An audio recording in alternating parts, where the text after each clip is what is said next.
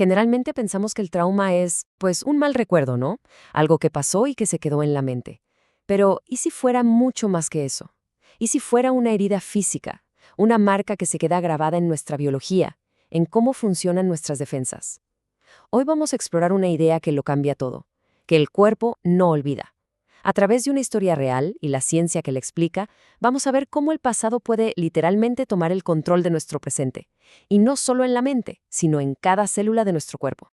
Y esta frase de Stephen Cope, la verdad es que le da justo al clavo. Resume perfecto el viaje que estamos por hacer. Es un camino difícil. Claro que sí, a veces se siente justo así, como un descenso a los infiernos. Pero es un camino necesario para entender cómo podemos empezar a juntar todas esas piezas rotas y volver a sentirnos completos. El primer paso y el más valiente es atreverse a mirar hacia adentro. Y para entender esto a fondo, vamos a empezar con la historia de Marilyn, una enfermera, exitosa, con una vida aparentemente normal. Pero debajo de la superficie, su vida estaba llena de momentos de terror y una rabia que simplemente no podía explicar. Y una noche, todo iba a explotar.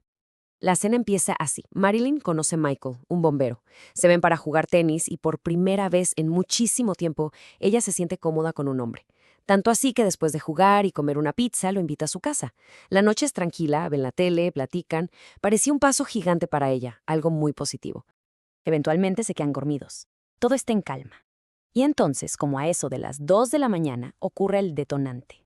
Pero no es nada dramático. Es un movimiento simple, totalmente inconsciente.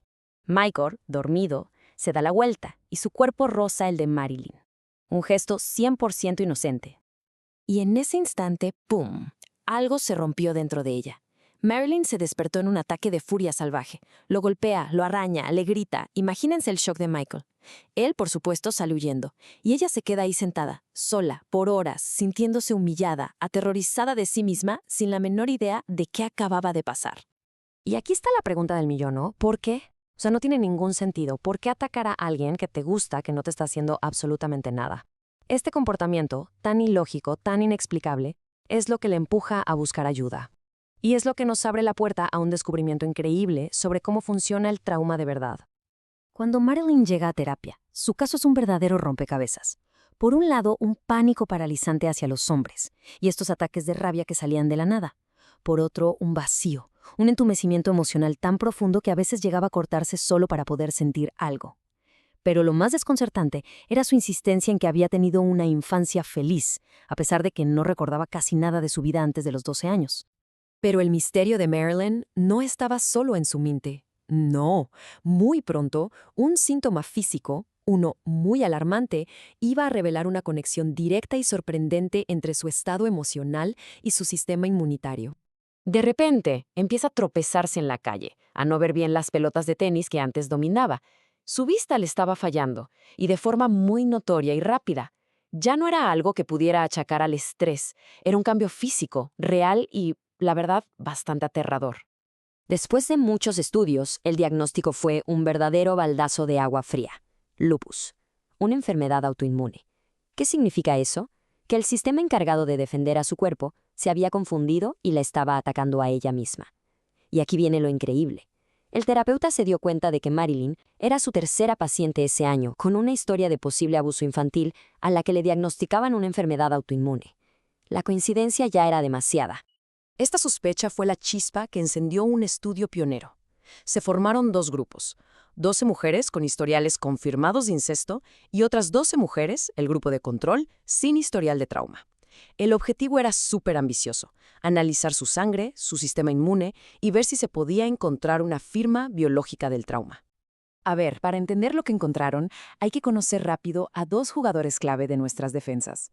Imaginen que las células RA son los soldados veteranos. Ya saben pelear, ya conocen a los enemigos. Y las células RO son los reclutas, los novatos, listos para cualquier amenaza nueva. Un sistema sano necesita un buen balance de los dos, ¿verdad? Pues, ¿qué creen? Los resultados fueron asombrosos. En las mujeres que habían sobrevivido al trauma, el balance estaba completamente roto. Su sistema inmune estaba lleno de soldados veteranos, las células RA siempre listos para pelear contra un enemigo del pasado, una amenaza que ya no existía. Esto deja al cuerpo en un estado de alerta máxima constante, tan sensible que se confunde y empieza a atacar a sus propias células, justo como pasa en el lupus. Es que el cuerpo literalmente ya no puede distinguir entre lo que es seguro y lo que es peligroso. Pero claro, este estado de alerta biológico no se queda solo en el cuerpo.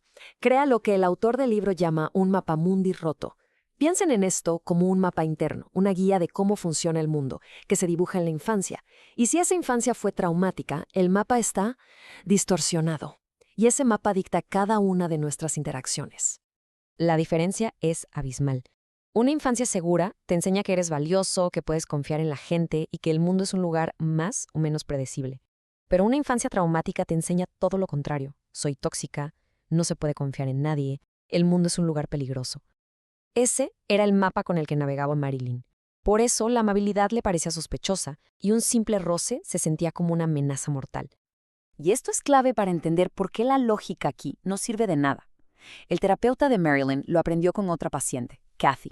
Él intentaba razonar con ella, decirle que no era su culpa lo que le había pasado. Y ella le contestó eso.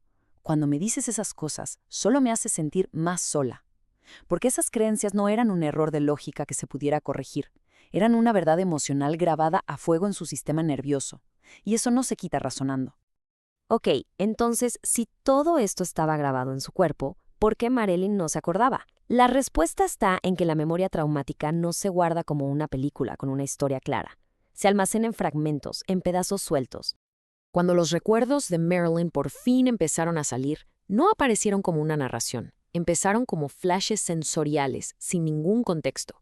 Lo primerito que recordó fue una imagen, un pedazo del papel tapiz de su cuarto de cuando era niña. Luego vino una sensación física aterradora, la sensación de que se ahogaba, de que no podía respirar. No había historia, no había imágenes, solo la sensación física pura del terror. Y finalmente un sonido, el de unos pasos que se acercaban por el pasillo. Esas piezas sueltas, una imagen, una sensación, un sonido, eran los datos en bruto del trauma. Estaban guardados en su cuerpo, en las partes de su cerebro que no usan palabras, sin una historia que los conectara. Entonces, ¿cómo le hizo su mente para sobrevivir a algo tan horrible? La respuesta es una palabra: disociación. Es un mecanismo de defensa extremo. Es como si la mente apretara un botón de emergencia y se saliera del cuerpo para no sentir el dolor. Marilyn después logró recordar que durante los abusos, ella sentía que flotaba hasta el techo y veía a la niña en la cama desde arriba, como si no fuera ella. Era la única forma de escapar. Pero claro, entender todo el problema es solo la mitad de la batalla. Para Marilyn, la curación no empezó tratando de armar la historia que no tenía, sino con algo mucho más básico y fundamental: aprender a habitar su propio cuerpo de nuevo. Los primeros pasos de Marilyn fueron de una valentía increíble y se centraron totalmente en lo físico. Primero, aprender a respirar, usar su propia respiración para calmar a su sistema nervioso cuando entraba en pánico. Después, aprender a notar las sensaciones de su cuerpo sin que el miedo la arrastrara. Y lo más importante, aprender a diferenciar. Ser capaz de sentir el roce de la pierna de Michael y que su cuerpo supiera, a un nivel muy profundo, que eso era el presente, que estaba a salvo y que ya no era esa niña en peligro. Y esto nos deja con la pregunta final, la más importante de todas. La historia de Marilyn nos demuestra que el trauma es una herida corporal, y por lo tanto, la sanación también tiene que serlo. El verdadero reto no es solo recordar o hablar, es enseñarle al cuerpo, a un nivel celular, que el peligro ya pasó y que por fin, después de tanto tiempo, tiene permiso para sentirse seguro otra vez.